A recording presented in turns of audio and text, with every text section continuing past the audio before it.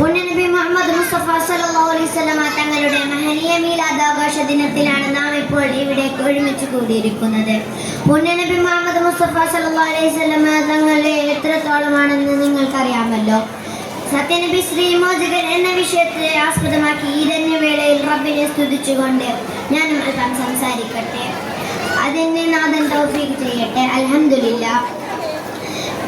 പെണ്ണിനെ ഭോഗോസ്വായി മാത്രം കണ്ട് അധമരും അന്ധമാനസരും ജീവിച്ചു കൊള്ളുന്ന അന്ധകാര യുഗത്തിലായിരുന്നു സന്മാർഗത്തിന്റെ പൊന്നും പ്രഭ പരത്തിയ പ്രവാചക പ്രഭു മുഹമ്മദ് മുസ്തഫ സല്ലല്ലാഹു അലൈഹി വസല്ലം തങ്ങൾ ഉദയം കൊണ്ടിരുന്നത്.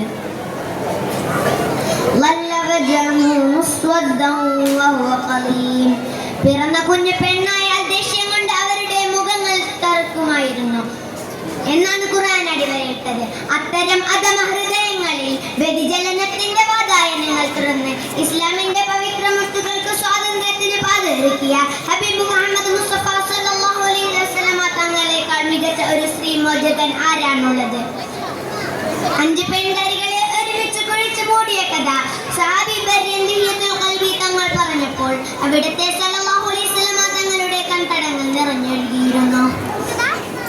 ദീനുൽ ഇസ്ലാം സ്ത്രീക്ക് നൽകുന്ന സ്വാതന്ത്ര്യവും അത്യാഗ്രഹവും മറ്റൊരു മതത്തിലും കാണാനാവില്ല. ചിപ്പിക്കുള്ളിലെ മുത്തുപോലെ സംരക്ഷിക്കപ്പെട്ടവളാണ് ഇസ്ലാമിലെ സ്ത്രീ.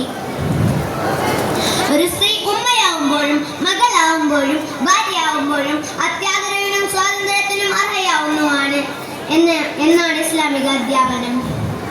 ഈ ലോകത്തിലെ ഏറ്റവും മികച്ച വിഭവം ഉത്തമ ഭാര്യയാണെന്നും നിങ്ങൾ ഭാര്യയോട് കരുണ കാട്ടുക എന്നും ഭാര്യയോട് നല്ല പെരുമാറ്റം കാഴ്ചവെക്കുന്നവൻ നിങ്ങളിൽ മാന്യൻ എന്നും നബി സല്ലല്ലാഹു അലൈഹി വസല്ലം തങ്ങൾ നമ്മെ ഉദ്ബോധിപ്പിച്ചു. വിവാഹമൂല്യം സ്ത്രീയുടെ അവകാശമായി നൽകലും അവൾ ആവശ്യപ്പെട്ടത് പുരുഷൻ നൽകുന്നതിന്റെ കടമയും ഇസ്ലാമിലെ സ്ത്രീയുടെ മഹത്വത്തിലേക്ക് വിരൽ ചൂണ്ടുന്നു. മാത്രമല്ല ഇസ്ലാം മാതാവിന് നൽകുന്ന പവർ മറ്റൊരു തത്വസംഹിതയിലും കാണാനാവില്ല. അൽ ജന്നത്തു തഹ്ത അഖ്ദാമിൽ ഉമ്മഹാത്ത്, മാതാവിന്റെ കാൽപാദത്തിനടിയിലാണ് സ്വർഗം എന്ന തിരുമൊഴിയും. ഏറ്റവും കൂടുതൽ കടമപ്പെടേണ്ടത് ആരാടാണെന്ന ചോദ്യത്തിന് ആദ്യം 3 തവണ നിന്റെ ഉമ്മയോട് ആണെന്നും എന്ന നബി പരാമർശവും ഉമ്മയാവുമ്പോൾ ഇസ്ലാമിലെ സ്ത്രീയുടെ മഹത്വം എത്രത്തോളമാണെന്ന് അറിയിക്കുന്നു. വൃദ്ധസദനങ്ങൾ കൂടുപോലെ മുളച്ചു പൊന്തുന്ന ഈ ആധുനിക വ്യവസ്ഥിതിയിൽ നമ്മുടെ ഉമ്മമാരും ഉപ്പമാരും വിരലിൽ എണ്ണാവുന്നത് മാത്രമാണെന്നത് ആശ്വാസകരമാണ്. ഇതര സമുദായങ്ങൾ കടമപ്പെടേണ്ടത് കഴിഞ്ഞ് വലിച്ചെറിയുന്നവർ കറിവേപ്പില കണക്കാണ് മക്കൾക്ക് മാതാപിതാക്കൾ. ഇത് വിരൽ ചൂണ്ടുന്നത് ഒരു വ്യക്തമായ മതത്തിന്റെ അഭാവം തന്നെയാണ്. സപ്തഭാഷ വ്യവസ്ഥയിലും ആർത്തവവേളയിലും മാത്രമല്ല യുദ്ധരംഗത്ത് പോലും ഇസ്ലാം സ്ത്രീക്ക് മാന്യമായ പരിഗണന നൽകുന്നുണ്ട്. സ്ത്രീകളെ ആക്രമിക്കരുത് എന്ന് അനുചരരെ പഠിപ്പിച്ച മുഹമ്മദ് മുസ്തഫ സല്ലല്ലാഹു അലൈഹി വസല്ലം തങ്ങൾ സ്ത്രീ സ്വാതന്ത്ര്യത്തിന് നൽകുന്ന പ്രാധാന്യം എത്രത്തോളമാണ്. എന്നാൽ വഴിവിട്ട സ്വാതന്ത്ര്യം സ്ത്രീക്ക് അത്യാപത്തി എന്നതിനാൽ ഇസ്ലാം അത് അനുവദിക്കുന്നില്ല. വീടിന്റെ അകത്തളങ്ങളിലെ രാജ്ഞിയാണ് അവൾ. ആരാധനയ്ക്കും ഉത്തമം ഉള്ളറ തന്നെ. ഇപ്രകാരം തന്നെയാണ് വസ്ത്രധാരണയും. ഹിജാബും പർദ്ദയും നിഖാബും അവൾക്ക് സുരക്ഷിതമാണ്. ഫെമിനിസ്റ്റുകളുടെ വാദങ്ങൾ പൊളിച്ചെടുക്കുന്ന പീഡന പരമ്പരകളാണ് നാം ദിനേനെ കണ്ടുകൊണ്ടിരിക്കുന്നത്.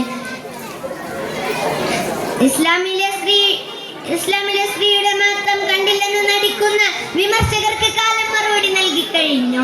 ഇസ്ലാം സ്ത്രീക്ക് നൽകുന്ന സ്വാതന്ത്ര്യ മധുരം നുകർന്ന് നമ്മുടെ സഹോദരിമാർക്ക് സഞ്ചരിക്കാൻ കഴിയട്ടെ എന്ന് പ്രാർത്ഥിച്ചുകൊണ്ട് ഞാൻ എൻ്റെ വാക്കുകൾക്ക് വിരാമമിടട്ടെ.